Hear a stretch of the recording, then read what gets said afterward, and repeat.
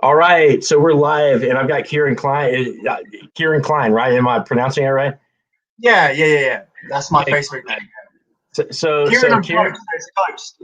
Kieran of Ghost is the best one. So oh, getting our Kieran shit. of Ghost, yeah, from London, and he's another dating coach. We were just talking before we went live with the stream, and I have to admit, I literally know almost zero about Kieran, but I watched some of his videos, and I was like, okay, yeah, this guy, like, he's got some shit to offer, and I really wanted to bring him in on the live. Actually, this is more of a collaboration for both of our channels, but just for the intro that I can provide, yeah, checked out his video. Sounds really good. And we were just talking before we went live with the stream, and Kieran's got a background in like nightclub game and going out hitting up the clubs, and you've got a YouTube channel, and you also take on students, right? You're doing coaching as well. Absolutely, yeah. I mean, obviously, lockdown has played a weird part in all of that at the moment. Especially London, like the UK was really hit hard with lockdown. But just to introduce myself to the guys, Yeah. anyone watching, it's Kieran for Ghost, which is GOST, which stands for Getting Our Shit Together. And yeah, it's obviously I feel like my authority is in dating. I've been like a little nerd about this dating stuff for 16 years, probably longer. Like reading every bit of literature I could get my hands on the internet, like going to wild little forums, every little video that I could watch, taking it all in, going out, practicing, implementing it. And now here we are. Started with sort of helping out friends and friends of friends with their relationship stuff, and then I just thought let's go for it. And in the Yeah. last sort of year or so, we've really been pushing on. But yeah, no, nightclub game is my favorite, and I just think I don't know. I find that the best place because that's where that tacit agreement from girls that I'm there to be hit up. Like obviously dating apps are similar, but that's got its own little So do nuances you have too. your own van that you park outside of the club? Yeah. It says free sweets, and the exhaust is really loud, and yeah, the windows are all blacked out. Maybe one day that's when you graduate to the van. That's like when you're 20 years deep. That's what you get. so But we so yeah. So we were talking before before we went live. We were just talking about, like, yeah, with every coach, usually we have like a favored method, right? So, like, and this is a cool thing. This is why I welcome all different types of dating coaches in the group, because, like, there is no one singular expert. Like, you came up I'm guessing primarily in nightclubs because that's what you like. And I came up doing my thing, like skimming off Facebook. And yeah, like, I remember Jeffy, like RSD Jeffy back in the day, he would say, like, yeah, he would find girls off Yelp. It's like you can just, like, you can do anything. It's just a matter of having the guts to get out there. And I think that's so cool because in terms of a pipeline, like getting abundance to women, it's all about the pipeline. So you got to have some input to your qualification system, and it's like a funnel, and then at the bottom of the funnel spits out the girlfriend or the fuck buddies or whatever. But the input to the funnel is it's the pipeline, it's the method, and there's all different dudes from all different walks of life. You want to talk about your story, or kind of like how yeah, you came up? sure.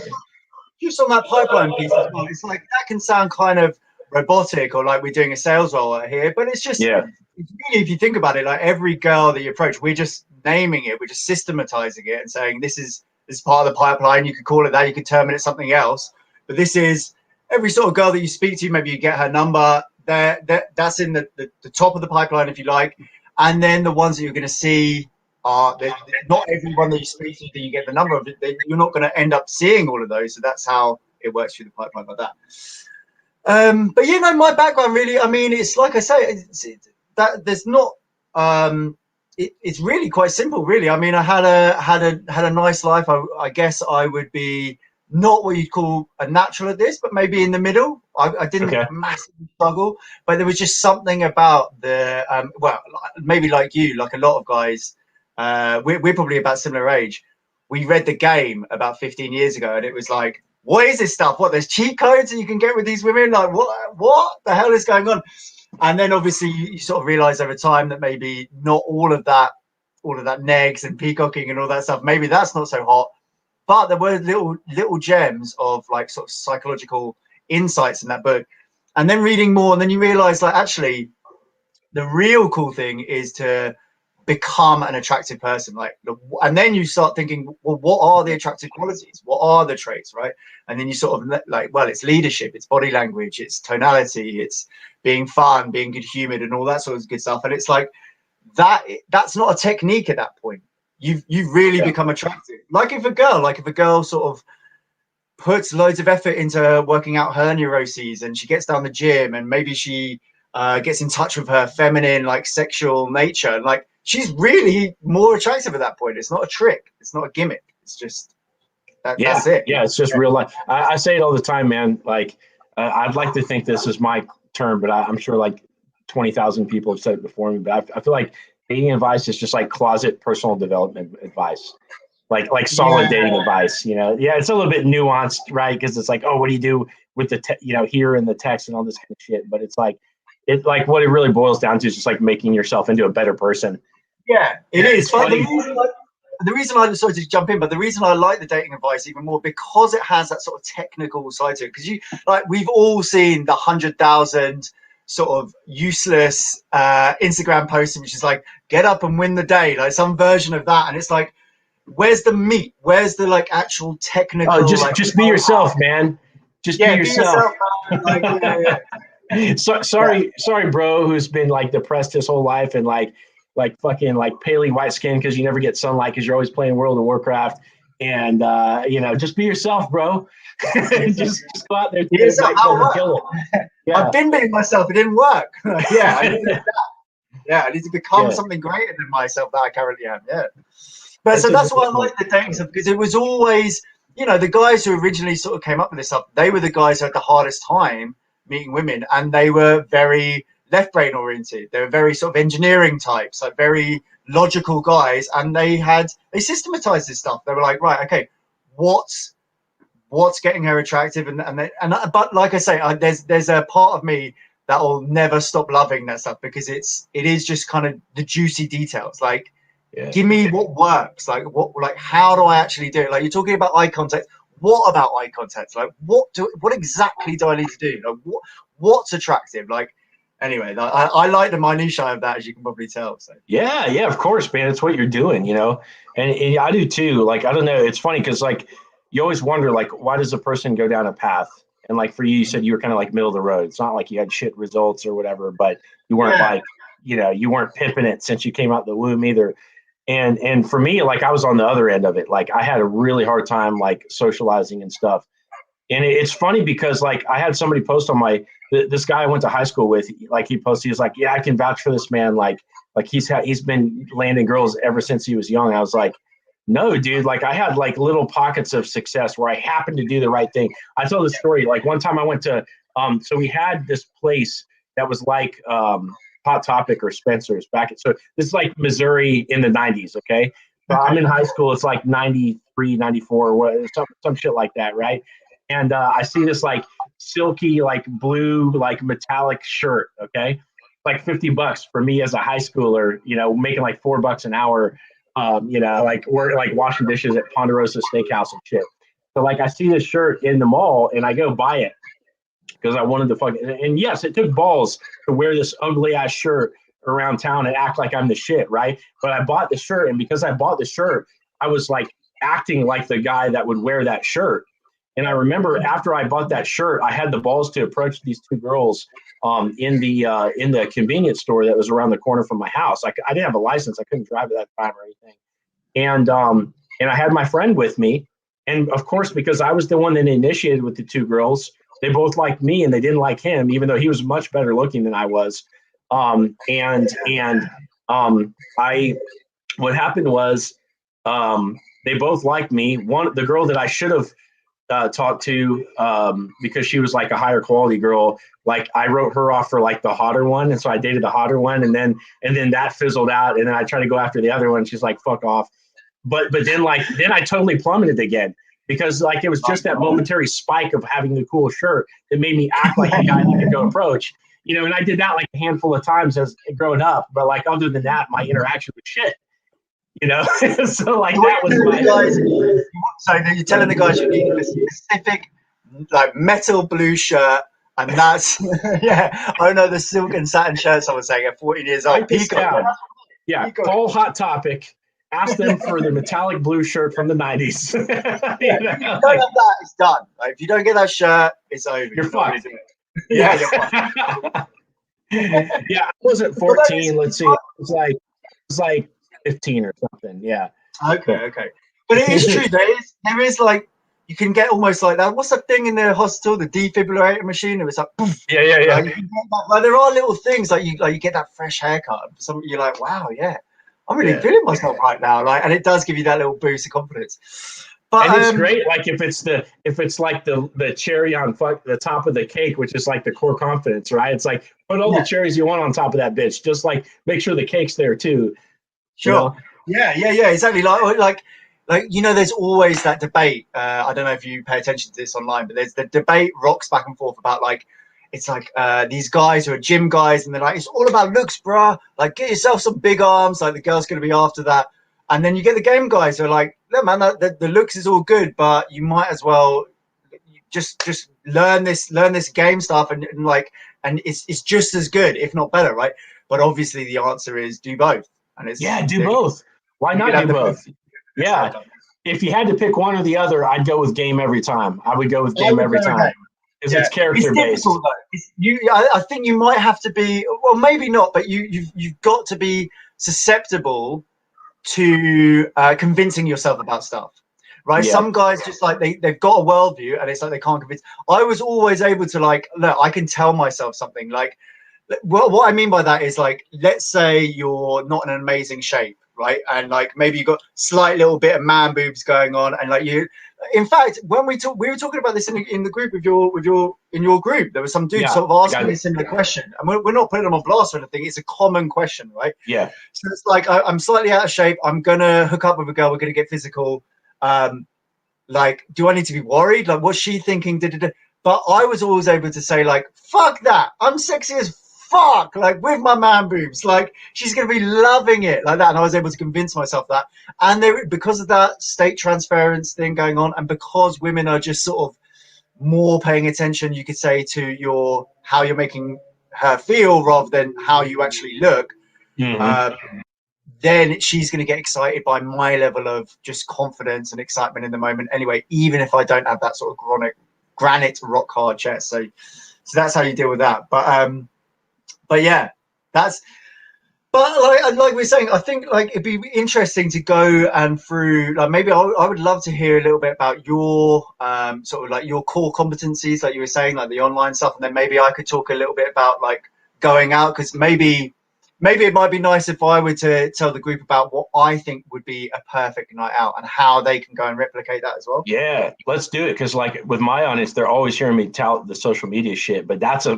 whole other world that they don't hear about. I've had some other guys online to talk about that, but they haven't really got into the nuts and bolts of it. So we'd love to hear it. Okay. But yeah, to start with, so basically my thing was like, I was like mid-30s, got a divorce. And I had started, so actually I didn't read the game right away. I got into all this shit because I followed Elliot Hulse, because I was trying to like repair my self-confidence, and he had a lot of self-confidence videos, and he ended up meeting Owen Cook at a YouTube conference. And so I watched that. I was like, oh my God, this Owen guy, like, he speaks my fucking language. He's got like the holy grail that I've been missing, right? And so I started studying Owen off of Elliot's channel, and it was all downhill from there, you know. And so by the time I got a divorce, I had already been watching Owen's videos for a little bit, and then I got into the dating world, and so I started to really go out and take massive action just because I was hungry. I was like horny as fuck. I liked women. I wanted to get out there with them, and I started dating around, but I settled for like a low quality girl because I hadn't yet found Corey Wayne stuff, and that's been like a huge addition to my expertise. In recent years. And so with Corey Wayne, I learned how to get intentional and find like a good girl. I actually used his stuff to get my ex back. So this girl, she was like BPD, alcoholic, super fun, like incredible, like really magnetic personality, like amazing, like there was somebody that's super fun to hang around. So she kicked me to the curb. And of course, by that point, like I had already moved in with her. I thought like this was going to be the next partner. And so I started studying Corey Wayne to get the ex back. And I actually did get her back a month later. And it lasted for like a month or 3 weeks or something like that. And then same deal. Like she's off, you know, doing her dysfunctional thing. But by that point, I learned the skills, and that's when I started fucking just going crazy with it. So I started off with Tinder, like most people. Did all the dating apps. I never did. So some things I really believe in is like if you're going to be a dating app guy, you got to have like a good photo. You have to have perfect photo. You have to have great photos. And I never went to. I did do my own photo shoots and stuff like that. And I researched the golden hour, and I get the lighting right. I went out and do that shit, but I never spent money on like a real photographer. So I had issues with dating apps, also because of my age. Whereas since then, I've learned tricks, right? Like you can start a profile where you have your true age on there. You can start a second profile where you put a lower age, but then when you start conversations with a girl, you fess up about your age. That way you have access to a broader range of women on dating apps. But my problem was I didn't know these things at the time. And so what I said was, fuck these dating apps. I can get and the other problem I had with dating apps was that the caliber of hotness of girl was much lower on dating apps, like generally speaking, than it was what I could get out in person. Like I was noticing, I was like, oh, this 9 is so hard to talk to over Tinder, but yet I can turn around at the gas station and have a girl that's like equally as hot, like look me up and down. I'm like, something's wrong. Like I'm like, either the guys on the back end of the app, like the designers of the app, are like funneling this shit to themselves, or there's something that isn't working for me. And so I got really pissed off, and I started using Facebook. And I'll shut up in a second, but what happened was I was in this men's personal development group called the Lion's Den, run by this guy named Sean Whalen. And he's an ex-MMA fighter, real estate tycoon guy. And in this group, what they did was video conversate with each other in video clip messages on Facebook Messenger. And it really made an impact on me because the second I joined the group, I was getting video messages from people, like strangers. And I was like, whoa, I can use this with hotties. And I was like, and it worked so well. And so I started randomly adding girls under people you may know. And I started blasting out really it took me a while to get good at it over time. I started blasting out all these like super casual video clip messages. And even though on dating apps today, you can go live with a girl, like her hair's not done, her makeup's not done. You haven't earned her sole attention to go live with you, you know, in that early interaction. But with Facebook Messenger, you randomly they play the video clip at their own discretion. And then if they like what they see, they hit you back. And my response rate was like, boom. So I ended up hooking up with a ton of girls off Facebook, and I met my fiance through Facebook. And that's kind of like what I started offering to guys, because that's what I did for myself. Nice. No, I love that. And it's like, well, like if you look at it, like maybe the ultimate would be you're sitting there with the girl in person. Like that's how it's the most natural maybe to attract a girl. And then like one step removed from that is a interactive like video audio call, right? And then one step removed from that is just the audio, and then removed from that is just the text. So it's like, yeah, guys are really missing a trick when they're just keeping it text based. And obviously I think in a lot of these apps, I've not been on Tinder in a little while, but you use video, right? You might be able to use audio, but I don't think a lot of the dating apps allow Bumble it. now you can do voice clips on Bumble. You can do voice clips, which is better. But also is like, how much patience does a girl, like with all the dating coaching, like I'm always training voice clips with guys. And when I have a bunch of them build up on me, when I can't just read through the text real quick, I'm like, I got to play 10 minutes of voice clips. And so I can see that being a mess for a really hot girl on Bumble. Yes. But one thing I was going to say is that I totally concede the fact that in-person game is superior to anything you can do online.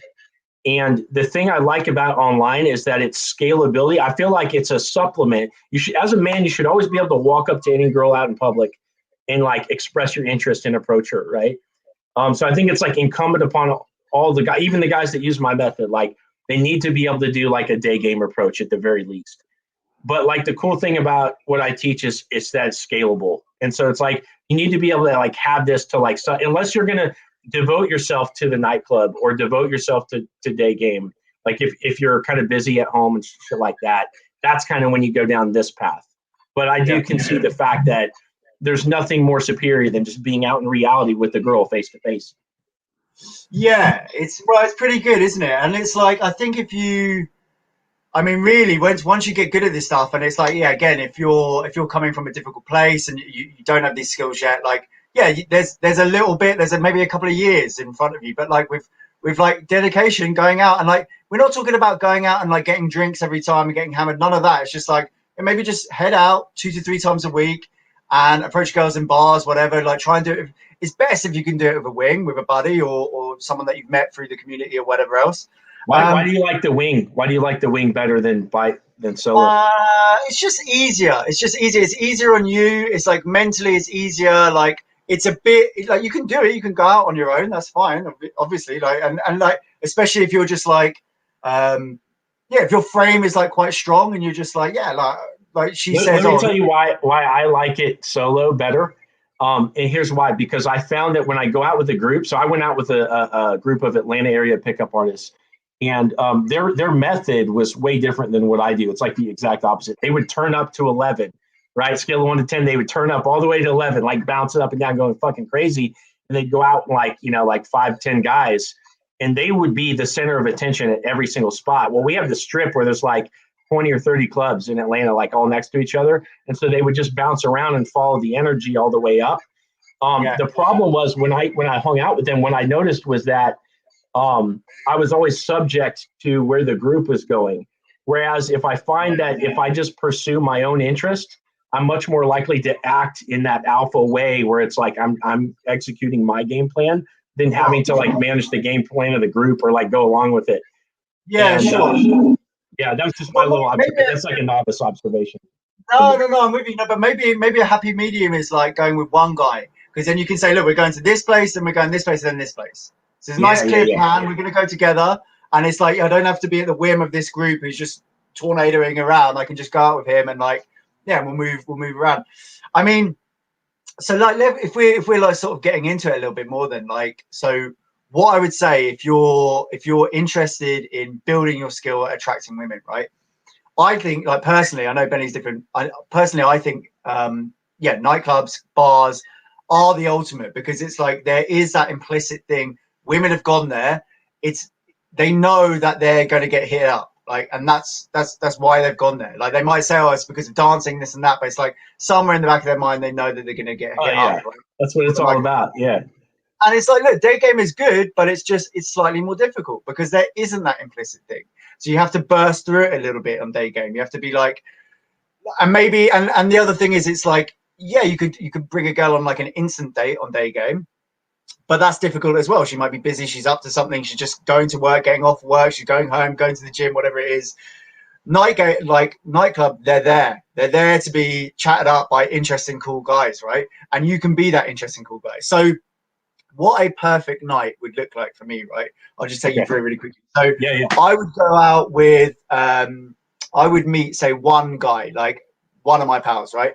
And ideally, he'd be somewhat skilled in this as well, right? So he's gonna add to my little party that I've got going when I go out. We're gonna be like we're gonna do like a little mini version of that tornado thing that you said that the guys that you knew were gonna do, right? Yeah. But it's not like jumping around like idiots.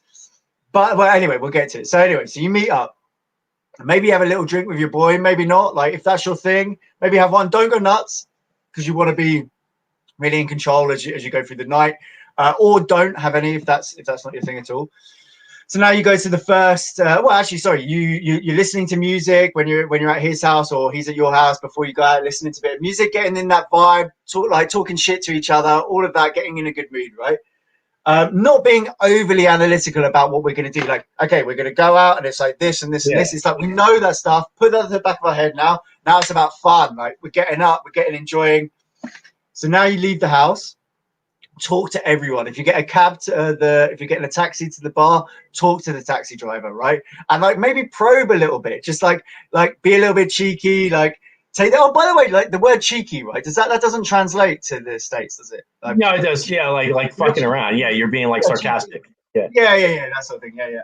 Yeah. And just like probe it a little bit with the taxi driver. Maybe say something like whatever. Like just like you're getting in that mood, because why are we doing that with the taxi driver? Because that's what's going to be attractive to the girl later. Like other guys have their other methods, right? My method is like being a little bit cheeky. Right? It's like it's a little bit like it's not. What are most guys doing when they interact with a girl? It's like they're terrified of going out of a social norm. And who controls the social norm? The girl, right? In this usual paradigm that most guys look at it from. It's like if a girl was just like roll her eyes and be like, oh my God, it's like the guy thinks like I'm doing badly. And it's like obviously that's not the paradigm that we want to come from. Anyway, okay, so back to the night. We get to the bar, the first bar that we're gonna go into. Start talking to everyone, right? Like smoking areas are a great place. Like you said before, I think it might be an off the call. It's loud in the club, right? Go to the smoking area, get into little conversations. It's like it begins really slow. Like I mean, if you're that's cool. I like that. So like people are chatty and like chilling in the smoking area. Yeah. And you just come over, you make a little observation about something. And like you remember back in the day, like they used to talk about like negs and stuff like that, and I found it so cringy. But like you can do a version of that, right? So it's like you could go up to a girl and say something like, "You got an interesting look," like that, and it's like, how do you take that? I mean, this is sort of very RSD Jeffy if you're a fan, right? Or you could be like, "You made an interesting fashion choice tonight," or something like that. It's like it's somewhere in the middle. It's not neggy. It's not like you look like this little snowflake. It's not like that. But it's like you're not just outpouring this huge compliment that, oh my God, you're so beautiful, and you're not being an insulting arse either. You're just it's like something funny, a little bit teasy, a little bit cheeky, just to like, and then that's how you like sort of get past her normal response that she has for guys and get into that sort of flirty mode. Yeah, because whatever she comes back with, you're just free associating off of. You say, "Oh, you have an interesting look," and she's like, "Oh, thanks. I just I got this dress from fucking Saks Fifth Avenue." And you'd be like, "Oh yeah, I got my dress from there too. That's really cool." Yeah. But or whatever. I mean, like in the UK, I think it's probably the like in the America. I'm sure it's the same as the UK, right? It's like if you've got this like little cheeky like side smile thing going on, she knows you're taking the piss. She knows that you're like engaging in this banter, right? She'll probably hit you back. And like the best thing to do is like I love when that happens, and it's like you smile and like. And you're like you fully take it on board, like allow yourself to laugh at yourself, right? That's a huge part of it. Like that's how you just build this little like, and that's how you like skyrocket this little attraction thing between you and the girl. Is you're going to be cheeky with her, she's going to give it back to you, you roll with it, and then like you say, you free associate it onto something else, right? That's just the initial like interaction. You keep them short at the start. Like maybe you pick up her IG or you pick up her number or something, and you keep it moving. You talk to more people. And there's a few different like psychological effects that are going to be working in your favor, right? It's like, so we all know the what's it called, the branding thing, the top of mind, pre-selection, right? Oh, okay. Yeah, pre-selection. The thing about like if another girl likes you, another girl is more likely to like you as well, right? So if you go around and you and your boy are talking to all these different girls, you basically talk to every girl in the venue there. It's doing half the work for you, right? Because then now when you talk to the hottest girl in the club, she's seen you chatting to this other girl before, and it spikes her a little bit, right? It's like it gives her this little thing of like, well, yeah, he's got other options. He's non-needy. He's choosing to speak with me. Like that's how you sort of come in high value, right? I mean, I'm not a very good looking guy at all. I'm okay, but me and my boy routinely go out, like, and especially when I'm single. Now I do it in more of a teacher format, but it's routine. Like the hottest girls in the club are routinely getting attracted. Their eyes are lighting up because we come in, because our jokes are on point. It's subtle. We're teasing. If you're doing it a lot, I'm guessing they're seeing you there routine. Like certain girls are seeing you frequently. I'm guessing. Not even that, really. Okay. I mean, a little bit. Yeah. Sometimes we go to the same places, but it's not even really that. It's just like you get to this point where like there's a line that you can go over, right? Where a girl just thinks, oh, fuck this guy, he's too arrogant. And there's a line, and under that line is like, he's just not bringing any banter. There's nothing to this interaction, right? And the way that you're going to find out exactly where that line is, that sweet spot in between those two spaces, is by going out and trying and fucking up.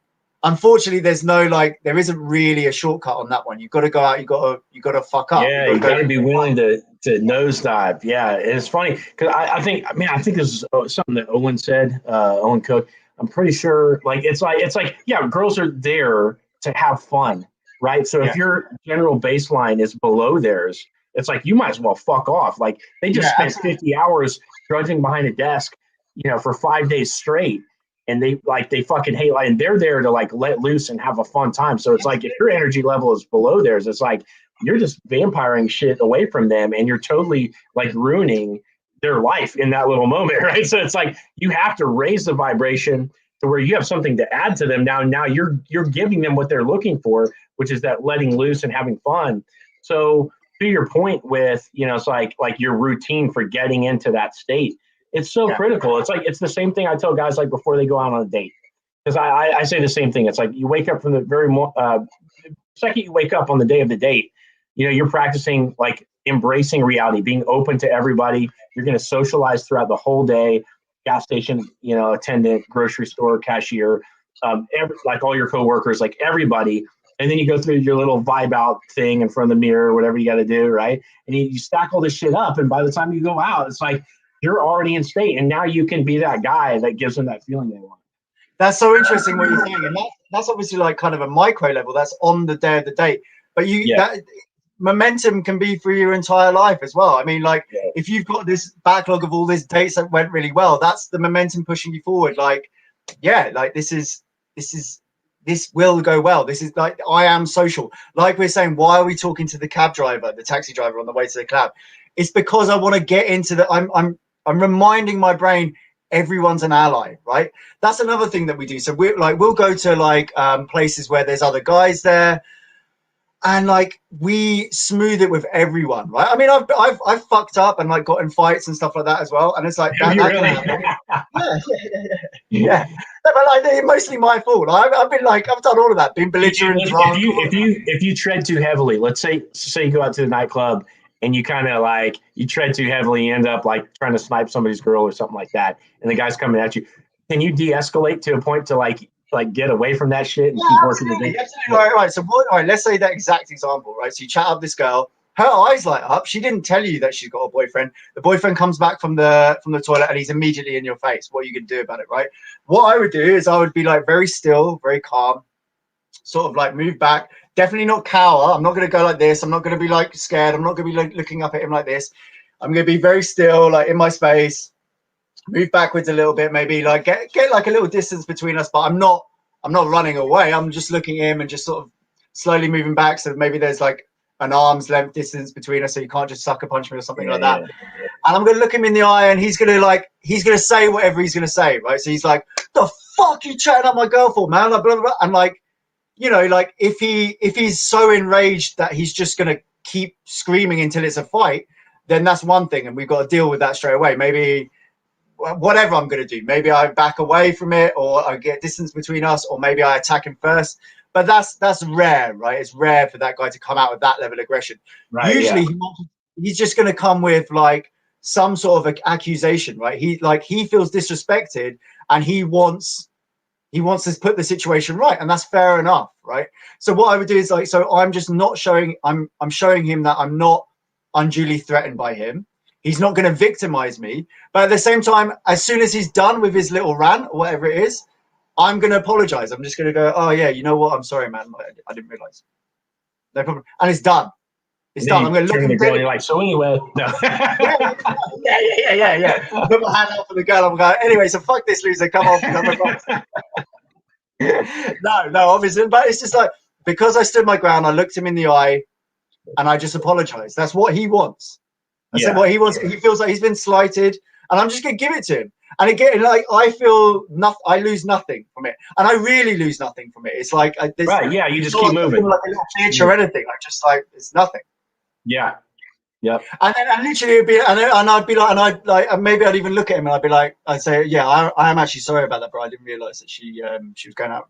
Cool. Yeah. And I'd be like, "Cool." Like that. Like, it's like a necessary hazard, right? Because you're going to be, there's so many girls that are out with their friends or their brother or whoever. And it's like, if you didn't approach girls that have guys around them, you would be shutting down so many opportunities, especially hotties. Like they're going to have dudes around them.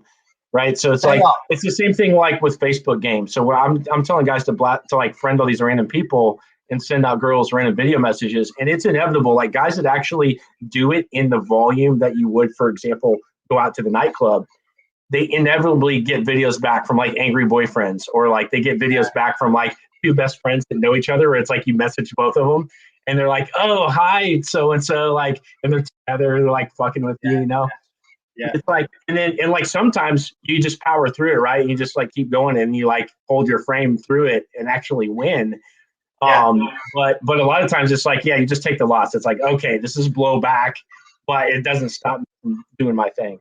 Yeah, but it's like anything. It's like a business. It's like, look, if you're in sales, and like every business is in sales to an extent, it's like, yeah, you're going to get a percentage of your potential customers being like, fuck off or whatever. Like, you know, it's just going to happen. You just got to roll with it. Or even if you're like the barrier, that's the barrier to entry into pimpdom, right? It's like the guys that will power through the discomfort, because you have to take massive action to get better. And it's like, if you power through those little barriers, like some people are going to get shut down by that.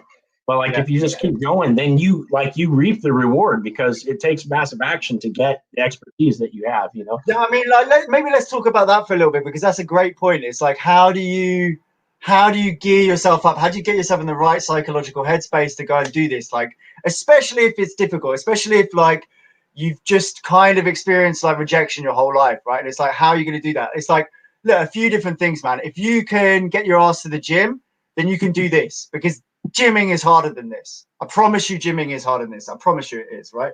So like a few other things. It's like, when you're doing this, congratulate yourself. Like in the moment of like, let's say you're like walking to the club, right? And like, let's say maybe even you're doing it on your own, and you're like all this self-doubt, and you're like, oh my God, am I a loser? What am I doing? I look at game stuff online. Am I a fucking loser? I'm going out on my own. What the fuck am I doing? What you need to do in that situation is just be like, I'm doing it. Like, here's the bit where I'm improving myself. Like when I'm working out, that's what I say to myself. Like when I'm like mid press up and I'm like hating it, and my body's just like, just stop. Like I'm like, no, this, like right now I'm doing the thing that's improving myself. Yes, this is great. Like it's a UK to US difference. Press ups versus push ups. Oh yeah. Push ups, right? You push ups. Yeah. Or whatever, dumbbells, whatever it is. It's like I'm currently right now doing the improving thing. So it's like, yeah, when you're getting nervous, when you're about to go on that date, when you're about to go on that night out, or about to send out these messages online, think to yourself like, no, this is right now I'm doing something good, and hold on to that. And that's the thing that will get you coming back. A few other like psychological tricks, like again, this stuff doesn't happen that much when we're in terms of like violence from a guy on a night out, right? But ultimately, how do you want to combat that? Like, I'm not Mr. Hard, like Mr. Great at fighting at all. But I've done a few, like I feel comfortable in my skin because I've done play fighting with my boys when I was growing up, and then some sparring lessons, a little bit of boxing, like little bit.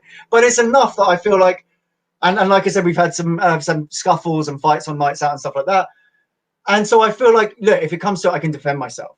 Obviously, if he's a massive guy, the extra over the average Joe, like you just got and always be working on your social skills, on your aptitude about the area around you. I mean, we're talking about that guy coming back from the toilet.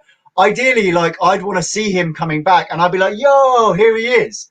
So he's coming back, and I'm like, "Yo, what are you saying, man?" She was telling me all about you. Like, sorry, I came over at first because I thought she was single, but she told me she was your girl. Even if she didn't say that, right? She's not going to correct him. She's not going to correct you and be like, "Oh, yeah, no, that's not right. I never mentioned my boyfriend." Like, do you get what I'm saying?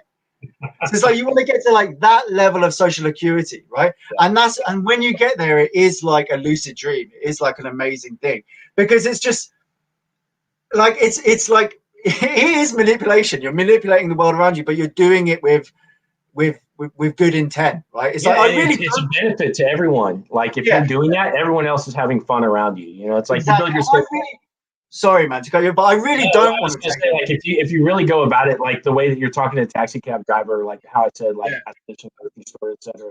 Like everyone that interacts with you throughout that day is better off, like because that was one person that injected energy into their, situation, where most people just fucking like zombie through and they don't add anything to the energy.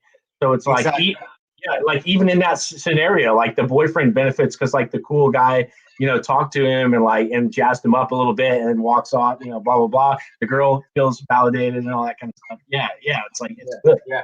Yeah, exactly. And like, so you've, in that situation, like the guys come over, you've just brought him into the fold, just like, here he is. You know what? I was trying to chat her up. Like, you got to admit, she is hot, but she said she was with you straight away. So, and like that's moved over. Like you said, that's all cool. Her eyes lit up, but yeah. Anyway. Yeah, you want to check her panties, man? Yeah, slightly more moist.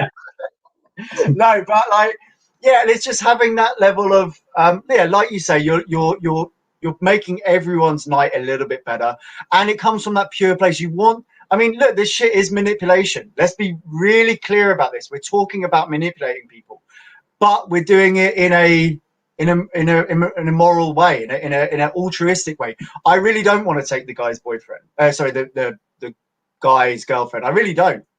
And I say, I'm sure you've had it. You slept with the girl, and then you kind of find out later that she's got a boyfriend. That bums me out. I don't want to do that. There's no part of me that gets off on that. And it's like, but I mean, talking about manipulation, everything is manipulation. I'm picking up this pen, I'm manipulating it. Like when you and I were discussing acting in the world is a petri dish, you know, and we're all trying to, especially as men, it's our job to enact our will to get what we want out of the world. And it's like, and you see it like, how old are you? Earlier you made the comment that we're probably the same age. How old are you? I'm 33. Okay, yeah. So I'm 40, and but even around like 33 was around the time where I like really started like whoosh, like starting to see things for what it really was, and like in a different way than 20s, you know. And it's like when you or like when you're in observer mode for long enough in the world, doesn't matter if you're dating or whatever the fuck it is that you do. It's like you start to kind of get what's going on, and you see that it's like whatever is up here and in here, like. If you just be consistent with it, it's going to happen out here, and I really believe in that. You know. Yeah, it is. Yeah, you want to manifest the highest nature of yourself into the world around you. I mean, that's kind of ideally what you want to do. Yeah. So even if everything's manipulation, I mean, if you're doing it in a way that uplifts everybody, you know, and you're getting what you want out of the world, they do that. Nobody harms each other. Nobody steals from each other. There you go. And I mean, I'm a big fan of like Jung. Not that I've read him. I've read people who talk about Jung, and I should get into reading more about him. But it's like I've always been a little bit Jung. Carl Jung. Carl Jung. Okay, yeah. I've been intimidated about how dense like his actual books are, and like what's the other guy like Neumann as well? I think he was Jung's understudy. I haven't read Jung, but I've read King, Warrior, Magician, Lover, and that is a great book. That's basically built off the back of his work. Who wrote that? That's Douglas. It's like Gillette and Moore. I think Robert Moore and Douglas Gillette. And that's a great book, man. It goes over like the archetypes of masculine behavior. And so basically what happens is, you know, just like in Way Superior Man, it lays out like masculine and feminine polarity.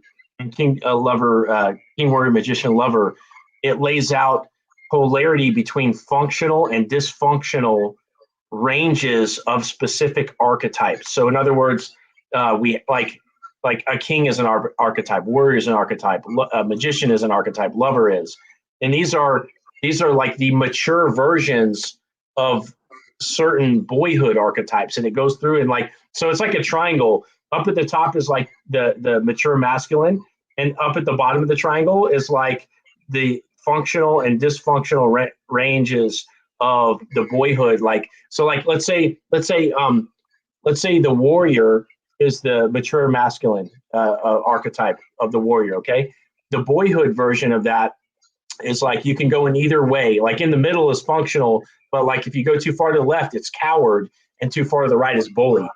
But then like when you mature, you're the warrior. Right. And so it lays out and you can really take a look at your life and analyze where you're at in each one of these archetypes, because it's not like you manifest one archetype.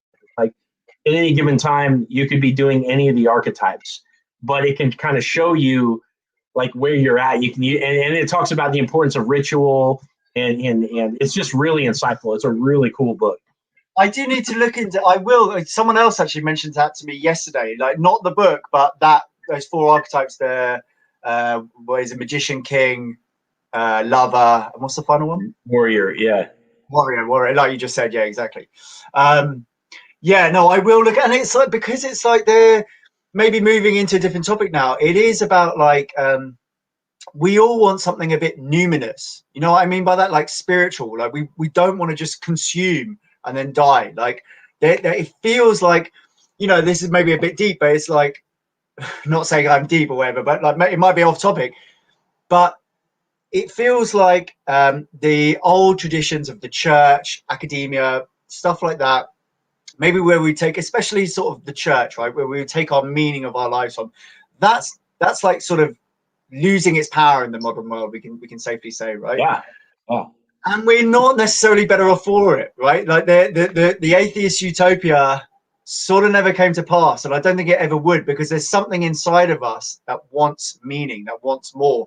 And I think when you're talking about these sort of books, it gets you closer to an understanding of like, you know, there's something more going on. It's not just like consume and get my dopamine hits until I die. It's like I come from this incredibly long line of successes, and that means something. Like that's all led up to me being here. Like my ancient ancestors had to like rip apart animals with their bare teeth so that eventually I'd get born. Like that means something. Like we're in this vast open universe, but it's like the meaning isn't obvious, but it's like there's something there, and we shouldn't just throw that out. I don't think we shouldn't just have this materialistic view of the world, even if logically we sort of think, well, atheism or agnosticism is maybe the logically thing to think. We shouldn't just throw this numinous stuff out. I don't So think. you describe, like, what you're talking about is basically like my life story, because I grew up in the Catholic Church. I went to Catholic school till 8th grade.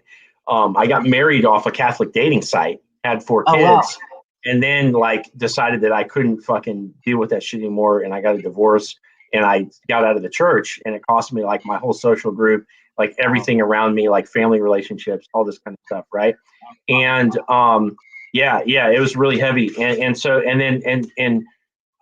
well, it's like, okay, well, now there's a vacuum of certainty because religion provides, you know, the certainty, and there's also that connection that we have, right? Like that thing that you can feel like when you get tingles down your spine, shit like that, like the heart, and it's like that's still there, but I can't articulate it into like a belief system because there's nothing that's like formalized that really like fits what I feel.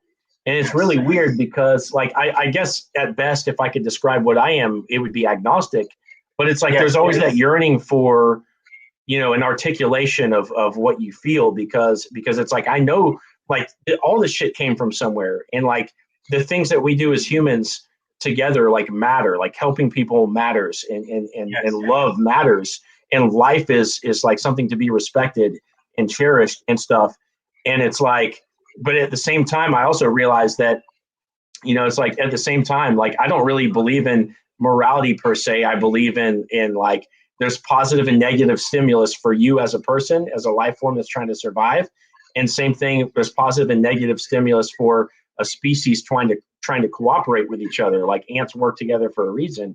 And so I have this like Occam's razor that I can take to reality and be like, oh, well, see, this is really what's going on here, you know. But that's very like dispassionate. I don't always like to go bottom line with things, but like I have that ability to do that.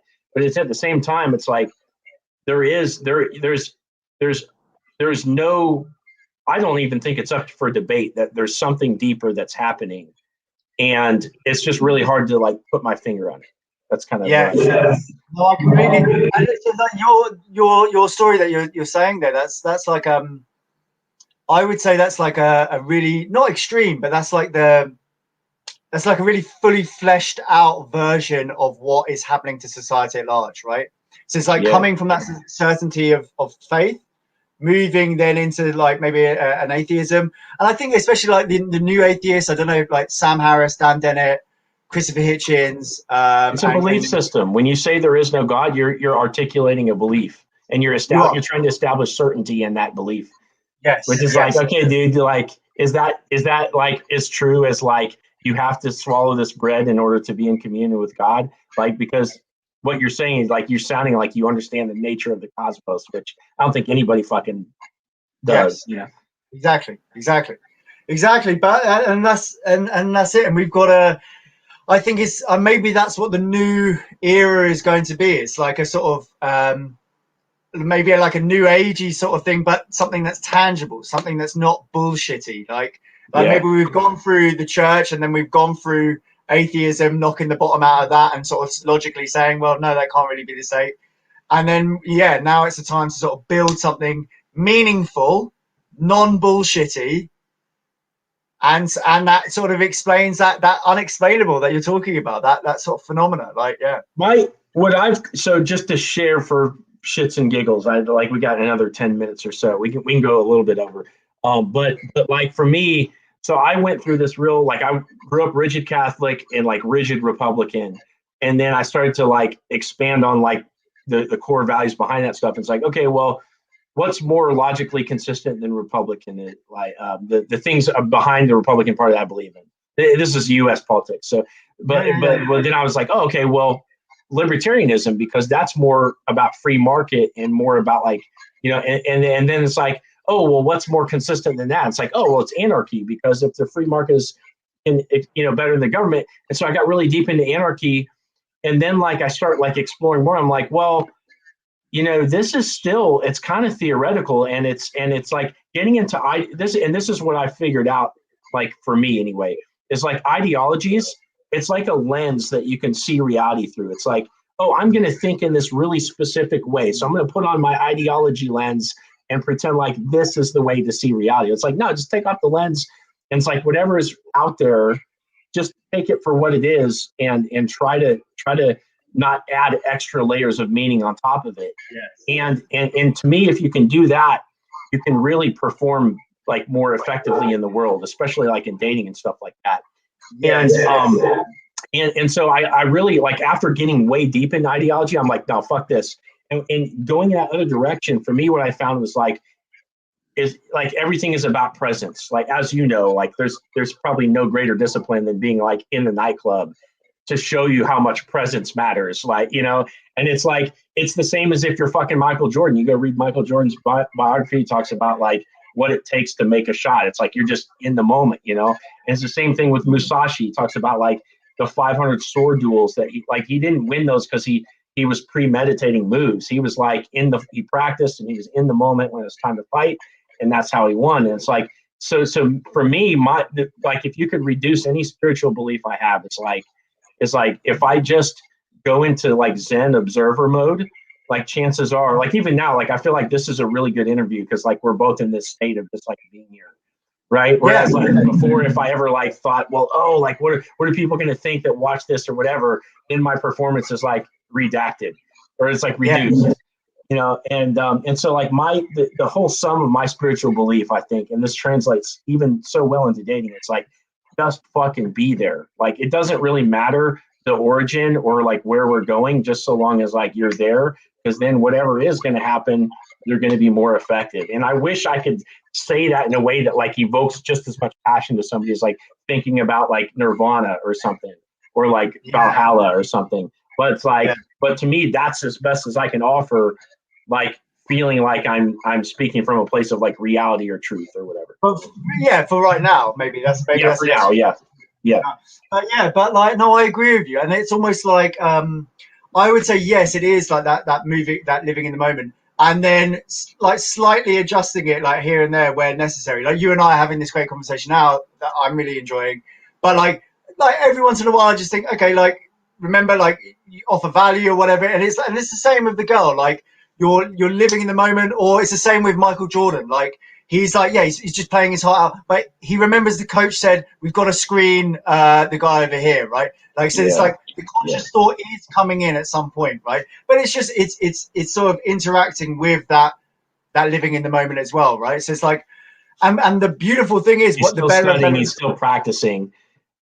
Yeah. And the better you get at whatever discipline it is, the more you'll be able to incorporate that conscious, necessary thought into that living in the moment, right? So like when it's the dating stuff, just to make it concrete again, like, okay, I'm out in the club, I'm loving life, I'm like going over, just having these short interactions, which are getting bigger and bigger, and the girls are getting more excited, and maybe the interactions are getting slightly more sexual in nature each time, right? And that's pumping me up, and I'm like, okay, wow, like I'm getting these girls attracted, right?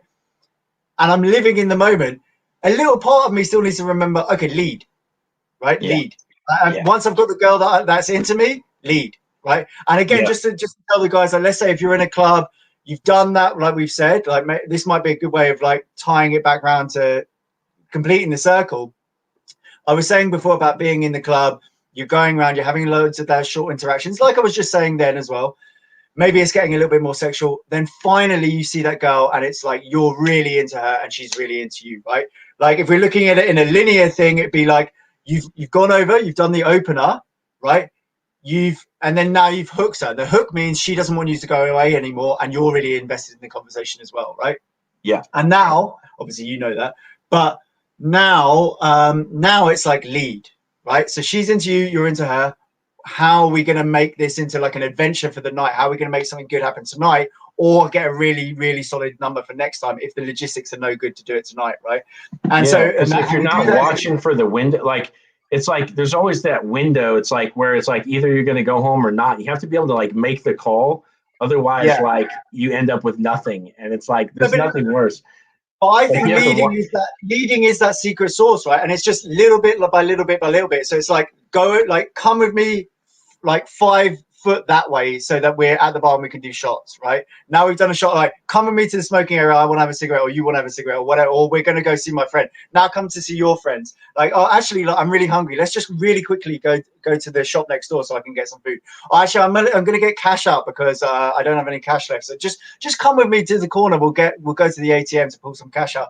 And then it's like, a yes ladder is being built. Like a few different things are happening at once. She's getting used to just agreeing with you, consenting. And then, so then when you say to her, look, we're shooting back to ours. Do you want to come? You don't have to, but you're welcome to. It's easier for her to at that point be like, she's comfortable enough to go there with you now. So, so that's it. To the guys who, if you're going out, especially if you're going out and you're getting pretty good results and your girls are into your shit, but you're like, how do I bring them home on that night? Lead is the answer, right? And like I say, split it up into little bits, like, and it's just, it goes like your interactions are getting longer, the length that you lead her is getting longer as well, to eventually you lead her home. Yeah, 100%. All right, cool. So we're coming up on an hour, so let's plug, and then like like how do you work with guys? Like just like lay it all out. Yeah, definitely. So what in general, like, so we do video calls like this. I do that with my clients, or we'll do an in-person meet, and then like a sort of boot camp sort of thing. So going out, sorry, just dropped my phone. Going out, going over the weekend. Usually we do Thursday, Friday, Saturday. And you're in London, right? You do boot camps in London? Okay, cool. Yeah. Beautiful place to do boot camps. It's pretty good. Yeah. And like I say, it's on it's Ghost, which is GOST, dating and lifestyle. You can see it on Instagram, on YouTube, and Facebook group as well. And check it out, man. I mean, Benny's the man. But yeah, if you're vibing with some of the stuff I've been saying, maybe come check that out as well.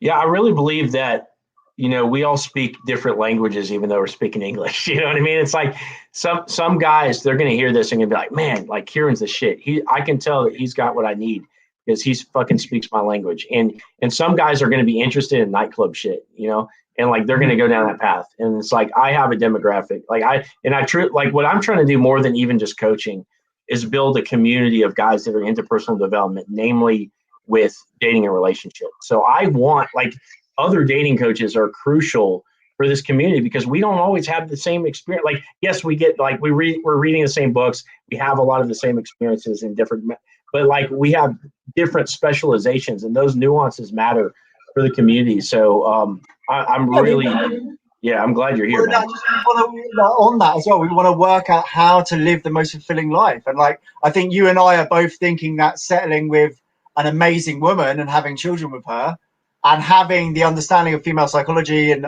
aware of hypergamy and all of that sort of stuff, to know that, okay, this is how I keep that attraction going through the entire length of the marriage. And that's hopefully how we'll get it to work. So that's the goal. Yeah. 100%, man. This has been great, dude. I love, this was a great interview. This is a great talk. Thank you, man. I've really enjoyed it. I found what you were saying really fascinating, actually. So thank you. Appreciate it. Me too, man. Yeah, so we'll do it again. But anyway, yeah, I guess for your crew, yeah, I have a group called Lover and a Fighter. It's a Facebook group, and anybody's welcome to come join that. There's also a 28-day free video course where you can just like watch a lesson a day and do like an exercise that'll walk you through. Because I feel like even if you're going out and doing nightclub game, it's really good if you can scale, like have a supplement to that and be able, like, if you're in the line at a grocery store, like blast out like a quick message to some girl. It's the same. It's almost as good as an in-person approach. It's not as good, but it's very similar. And if you can scale up with some of that, you can really start to build your abundance. So that course is free. And the Facebook group, Kieran's in the Facebook group as well. Yeah, no, it's really good. Benny knows his shit, man. Like, if you're watching this, Benny knows his stuff. Get after him. And no, mate, I think they're just two different things. It's like you've got the nightclubs, but like getting that, if you can shoot out a load of messages and you get that dialed in, and Benny will get you technically dialed in, then that can be really powerful. Awesome, man. Yeah, thanks for jumping on, and we'll do it again soon, man. Sounds good, bro.